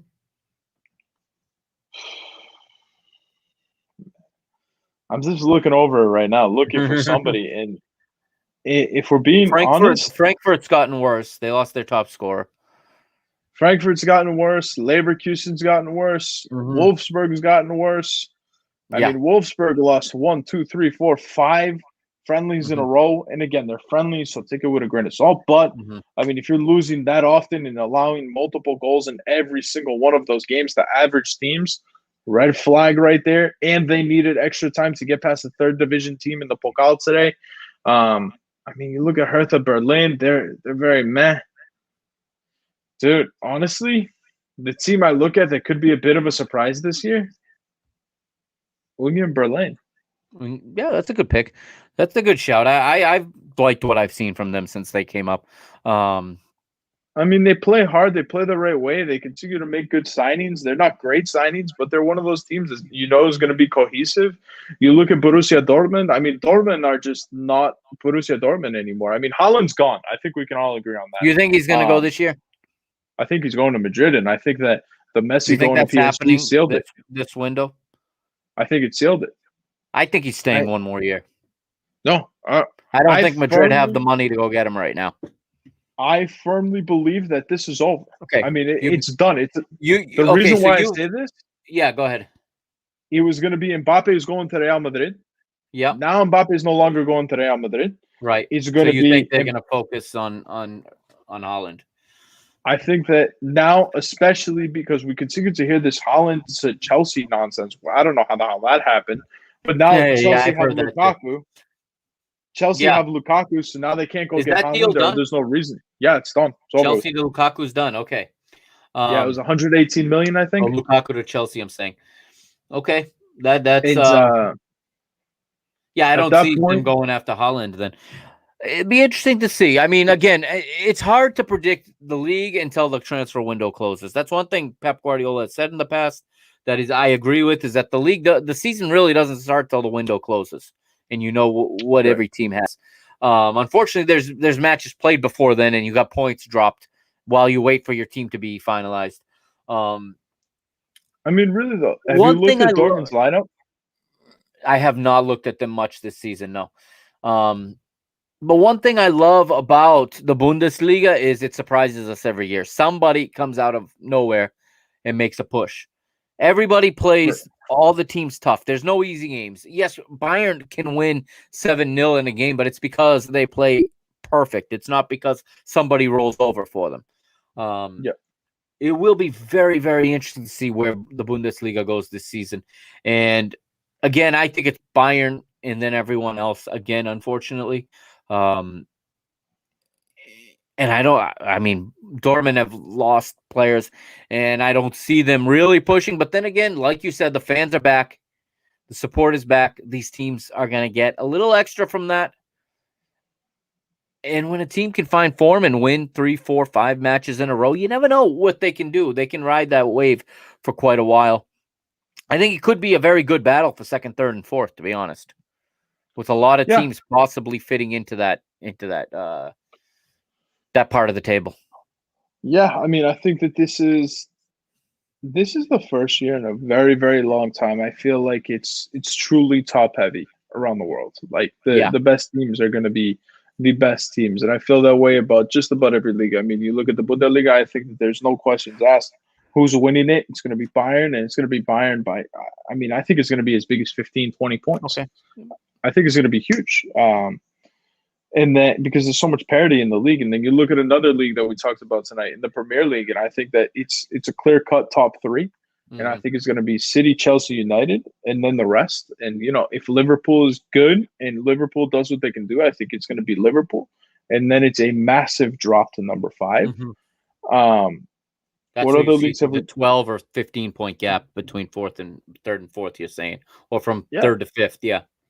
And then you look at Liga 1 like we talked about. I think it's going to be PSG, Marseille. Those are and everybody else. PSG. Let me make something clear too. When I said Marseille is going to win the league, I think that's going to be because PSG doesn't care about the league. If PSG cares about the league, they'll win it by 30 points if they want. They'll have a golden season. Keep on that thought. I've got to plug in real quick, so keep telling me why PSG, is going to lose the league. and then if you just keep going down the list here, you look at the actual best of the best in Europe and who's going to be the best of Champions League. I don't think that there's any question as to who it is. It's going to be Paris Saint-Germain. They are the top team, and the rest are just playing for second. But just to finish up on the other leagues as well, it's clear that it's going to be La Liga. La Liga is going to be a 2-team race this year. We already talked about what I think about Barcelona. Barcelona is going to be lucky to be a top 4 team. Sevilla is okay, but they're not in the next realm with the Madrid teams. I think it's going to be Atletico. It's going to be Real Madrid. I think it's going to be a 1-2. I really think that Real Madrid are going to make a move at some point. I think that it's probably going to be Haaland. Haaland probably moves from Dortmund to Real Madrid. Again, I just think that the Lukaku thing erases it for Chelsea. Barcelona clearly don't have any money left over, so I think that it's just going to be Haaland heading over to Real Madrid, and I think that he's going to make the real difference. I wonder what's going to happen with João Felix in Atletico Madrid. We're already hearing rumors that he's going to leave. It's really, really interesting right now in La Liga. I really think that it's going to be Real Madrid that are going to win this by a lot of points, a fair amount of points. And when it comes to Europe, I think there's only one really great team, and it's going to be Paris Saint-Germain. And I don't think that they're going to lose under any circumstances in the Champions League. I think that they may very well win every single game in the Champions League this year. Welcome back, Capitano. I just touched on La Liga too, saying that I heard you. You got Real winning by a mile. I disagree. I think Atleti wins again. Well, a lot of it's going to happen with what's going to happen with João Felix. I mean, João Felix is just one part of the team. With or without João Felix, Atleti wins. No, dude. No. Oh, yeah. No. You can't. Hold on. Because now don't get me wrong. I think he stays. First of all, me and you are going to argue a little bit because me and you earlier you're telling me that Messi was, the team in Barcelona. João Felix, and now you're telling me that João Felix is only one part. He came off the bench down the stretch last season. It was all about Luis Suarez. Come on. Listen, damn well that it's all about João Felix. Where was he last down the stretch?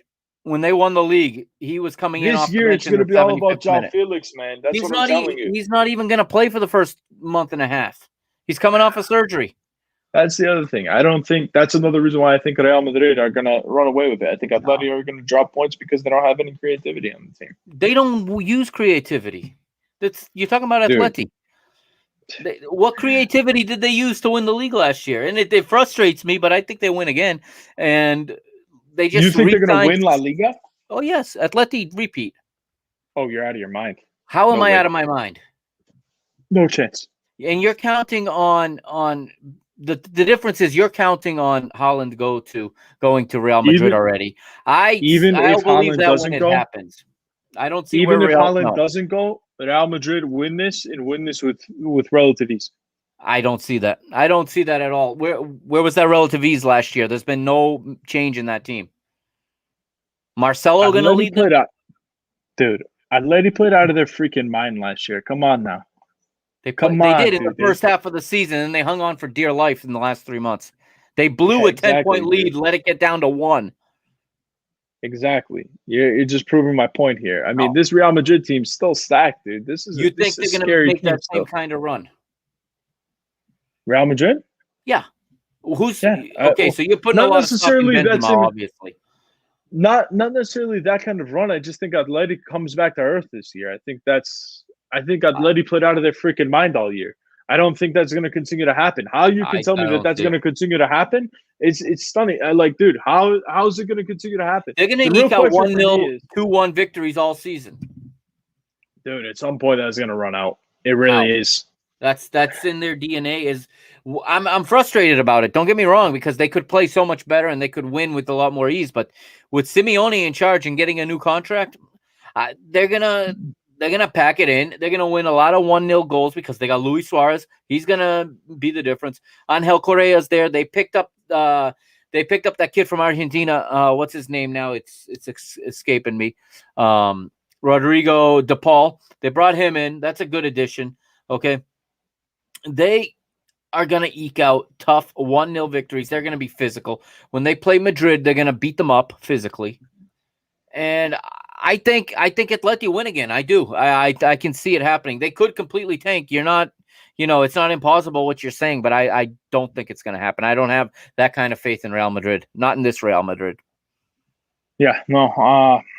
I mean, again, you just look at the team. And I did such a good job that we're down to 0 viewers now. So you can see people agree with me on that one, as they all left in fury. Way to piss everybody off, dude. I did it. I just pissed everybody off. Nice. Even Dave gave up on us. God damn it, Dave. We are running long. I think that's the message they're sending to us. I mean, remember when we talked and we were like an hour tops, and I was like, yeah, I can only come on for 20 minutes. Here we are. Yeah. So I'm not going to talk about Italy tonight because they don't start until the 14th. So there's no sense in talking about it. A lot of changing there. That'll come at a later time. I'm going to let you plug your stuff right now. Why don't you tell everybody where they can find you? And then I'll tell them what's coming up this week here on the Parking the Bus podcast here in the PTB Media Network and what else to look out for. But first, to have the floor, my friend. Before I get the floor here, I feel semi-dirty here. I feel semi-dirty because we've been on for an hour 38 minutes so far. Yeah. And an hour 30 has been focused on soccer. When me and you are together, people come to listen to the miscellaneous shit that we talk about. You think so? I have way higher ratings when you're here. So I think that we go, let me propose something to you. I think we go 22 minutes and 17 of them we talk about miscellaneous shit. We'll time it out. And then 5 minutes we'll plug each other. Why don't we just have a miscellaneous podcast then where we talk about nothing? I plugged that from the start, and then you were like, no, we got to do sports. So, I mean, it worked out great for me, but well, you know what? I'm going to kick it off. I'm taking full control here. All right. Yeah. We're kicking off the miscellaneous stuff for a few minutes. Had this conversation with my co-host on Pitches and Pints yesterday. There you go. See, we're still plugging. 8 a.m. Eastern time, Saturday mornings at BTV. That's what I was going for, was for you to plug your show so they know when to tune in. Yep. So one of the things that we talked about is before I get started, what day did you get married? Was it like summer, spring, fall? What was the weekend? It was Saturday, August the 24th, 2013. What a classy human you are. You picked the month of August when literally nothing is happening. It was the first day of the Premier League, and I woke up early to watch the Premier League. I mean, that's as classy as it freaking gets. I get the Facebook memory every year on my anniversary, and it's my status, my post at 6:55 in the morning, and it says, "Who wakes up on their wedding day to watch the Premier League early?" This guy. And it was Man United playing. I don't remember who they played, but it was Man United that I woke up at 6:55 to watch them play at 7:30 a.m. Yeah, I mean, I've talked about this. If you are going to get married one day, please, for the love of God, look at the sports schedule. Even if you're not involved in sports, That's a good. That is actually a really good shout. I mean, like these people are just. I've had enough of this nonsense of people like scheduling weddings in September and like on a Sunday during football season. And like, even if you don't watch football, cut the shit. All right, nobody's. If you do that, you automatically put an asterisk on your wedding. Okay, because all of your guests are gonna say, "I don't want to fucking be here." Okay, no matter how much they love you, they're still looking for a TV during your first dance. They're still checking their phone. Be a classy individual. End of August is the right time to get married. Enough of the nonsense. Make sure you're not doing it during the Euro. Make sure you're not doing it during the World Cup. If a Premier League day, I'm okay with just because it's over. It's over at 3:00. Yeah, it's over at 3:00. Like that I'm all right with. If you miss one primetime game, no problem. But I agree with that comment right there. Look at that. See, I told you. That is a deal breaker. I mean, that he's 100% on the money. For those of you not watching, listening, Dave says Sunday wedding is a shitbag move. Yeah, unless it's a long weekend, which is another problem. But a Sunday wedding is a pain, no question about it. Leo, what say you? Then again, like you're showing up. The whole point of going to a wedding is to get absolutely hammered, and like. You got to have some type of open bar, all right? Even if it's not going to be open bar the whole night. Like, I'm Greek. Like, I have a good Greek family. They're all fucking functioning alcoholics. And, like, no, that shit ain't happening. You guys are getting 1 hour. You need a minimum of 1 hour. If there's not – I went to a wedding. Actually, this was the Monday wedding, remember? You did go to a Monday wedding. That's right. I was the best man at a Monday wedding, and I didn't find out. You found out you were the best man, like, on Sunday, didn't you? It was literally an hour before the wedding. I missed rehearsals because nobody told me when rehearsals were. Not just that, but it was on a Monday and we were open at work. And it was, it was a day that we were supposed to be closed. And I had our boss calling me saying, hello, where the fuck are you? And I was just like, we're open today? And this individual was like, yeah, we're open today. I was like, I'm the best man at a wedding. I'm really sorry. You're going to need to handle this situation here. That was one of those Massachusetts Monday holidays you thought we had. Dude, I thought it was a national holiday. It was Patriots Patriots Day. You thought that the rest of the country had it. Oh, poor Anne Marie, dude. Poor Bebs. I'm sorry. I shouldn't have said her name. We spread this all over Facebook. But shout out to Bebs for covering for me. I love you, Bebs. Yeah, that day was a no-show. Deteriorating. Also, I told you we're going to do this till 1:55 mark. If you have a wedding on a weekday, we're not talking for 13 more minutes about nonsense. Oh, yes, we are. I have other topics I'd like to bring up, sir. We still have to get the sugar daddies. That is on the list of topics in the next 13 minutes. This is exclusive video content that will not make the final edit on the podcast. Just so if you put this on the final edit of the podcast, I'm telling you right now that this is good. This podcast will be one of the biggest you ever do. Put it in the bank, baby. But if you do your wedding on a weekday, you're automatically a prick. I hate you for all of eternity. Your marriage is not going to go over well. The only wedding I went to on a weekday was in Las Vegas. A completely different story. And it was a total, it was literally a 15-minute ordeal. 10 minutes in, the next wedding's already at the door. And they're all, ready to come in. Yeah. It was a great time, by the way. But that's the only weekday wedding I've ever been to. I'm totally kidding about the weekday wedding. Chris and Sam, we had a great time if you're watching. Dave is the man because he's the only one still here. Is Dave still here? Dude, there's one person here, so send Dave a link. Dave, you want to come on the show for 10 minutes? Leave us a comment. You want to come on? Put your pants on and come on. Comment with your email and we'll send you a link to come on. I'll just post it as a comment. Anybody can come in at this point. There we go. Anybody that can come in. Anybody who's still listening to this nonsense, come on in. And see, this is what we get. We give you guys some credit. And this is the magic of podcasting. You can do whatever you want. And so you said we're going to go to 155, and we're talking about weddings. Let's see if anyone takes our invitation to come in here. So I mean, while we're at it, weekday weddings. Yeah, weekday weddings. Weekday weddings, hard thumbs down. Now, we still have 10 minutes left in the miscellaneous section of this podcast, and this will be on the podcast. Otherwise, I will annoy you to no end. And we all know that there is nobody better at being annoying than I am. What are your thoughts on the sugar daddy situation? I mean, can we talk freely about this?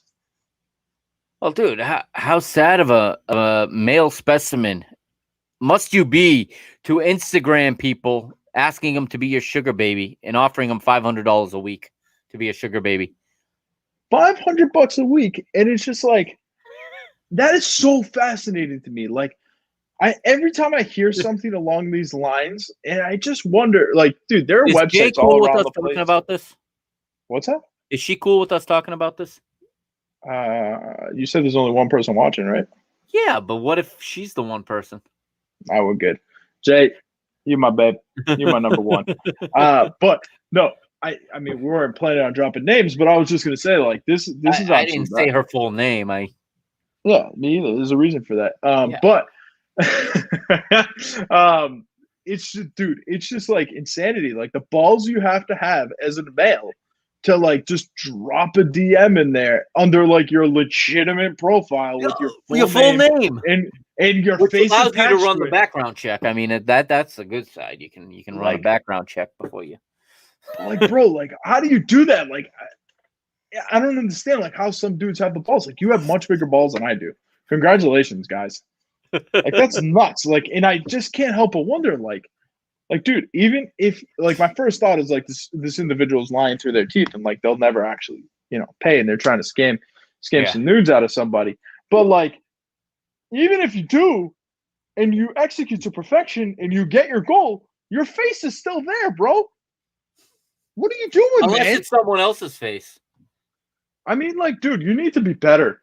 Be better, guys. Maybe it's someone else's face and they're trying to get someone else sunk. Man, something that's actually really smart. Oh, we should.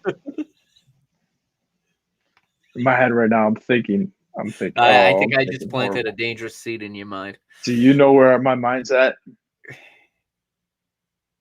Oh, you know where my mind. All right, you know what? Maybe we should just cut this. Let's cut this. We need to talk. All right.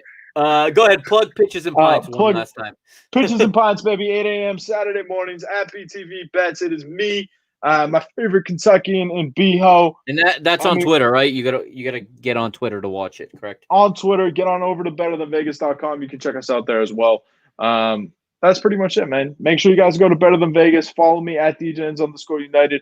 Hey, at BTV Bets every day. We're trying to give away some free money. All you got to do, follow us, retweet the tweet when it pops up. I mean, yesterday we had a prop up for $280. Today was another 200. It's just, we can't start talking about funerals and wakes, Dave. Come on now. It's late at night. No, I'm cutting this off. As new host of this show, it's over. Sorry, Dave. Maybe we'll have you on next week. But Dave, you know what? I got a challenge for you. Make sure your ass is watching Pitches and Pints 8 a.m. Saturday, all right? I want to see you there, and if you are there, I will give you a personal shout-out. We'll be very excited to see you. If you are not there, Pitches and Pints. If you can sit here and listen to this show for 2 hours with me and Mike, I guarantee you'll enjoy the hour of Pitches and Pints. And you can also see Pitches and Pints on your Twitter handle that you have there on the screen. That's at DJs_United. Bingo. I'm at Mike Agostinho. That's the Twitter handle I'm using now. That's at MikeAgostinho. You can follow me there. You can also follow the show at PTB_media. All right. And I also post, I always retweet all of Leo's requests. He sends me about 7 a day to retweet. That's why I'm retweeting on baseball and other things I don't really watch, which is all good. You love baseball. It's all right. Baseball is not bad. Did you see what happened with the IndyCar today? No, I did not. But let me finish my close here. Coming up this week, there's more Parking the Bus coming. All right. I've got a South American edition dropping tomorrow. We're going to review the Brazilian League, the Argentine League, and we're going to get ready for the Copa Libertadores this week. We got Fluminense playing in the Copa Libertadores this week. And also, later in the week, a Liga MX show as well. They've completed round 3 tonight in Liga MX, and we'll break that down. Also, as tonight, next week, same time, same place, 8 p.m. Eastern time on Sunday. We're live 8 p.m. Eastern time on Sundays. The rest of the shows, they're not live. I'll give you the spoiler right now. They're not live during the week, but they will be dropping throughout the week. Okay, I will have more content coming your way, of course. Mr. Benfica drops tomorrow as well. I've got a match to review, and we got to preview the second leg in the Champions League qualifiers against Spartak Moscow, taking place Tuesday in front of an expected 20,000 at the stadium this week. One third of the allotment. That's what's allowed right now. Anything else? Questions, comments, concerns? Don't be afraid. Hit me up on Twitter. You see the handle right there. I just read it. It is at MikeAgostinho. You can follow me on Instagram as well at Magostinho20. That's at Agostinho20. Or you can follow the show's Instagram as well. You can hit me up there if you prefer. It's easier to remember. It's at PTB_media. Feel free to reach out. If you want to be on the show ever, just tell me. I'll be more than happy to bring you on. Okay. Next week, we'll have some European leagues to review. We have Premier League, and we'll have some Ligue 1 and some Bundesliga to talk about next Sunday as well. And more Champions League qualifiers this week. If we get to it, we will talk about that next week. All right. That's going to do it for this episode 68. Thank you to everyone who stuck it out through these 1 hour, 51 minutes, a little longer than I like to go. But whenever Leo's here, this is what happens. That is Shout out to Dave. That is the honest truth. Dave, thank you again for all of your input. Dave was the star of the show tonight. Make sure you make sure you follow all the socials, and we will see you next time here on the Parking the Bus podcast. I am the Mr. Mike Agostinho signing out. Leo, take it easy, brother. And I am the star of the show, Leo, at DJs_United. Dave is the second star, and Mike, you got the bronze today. We're out of here. That works for me. Everyone have a great week.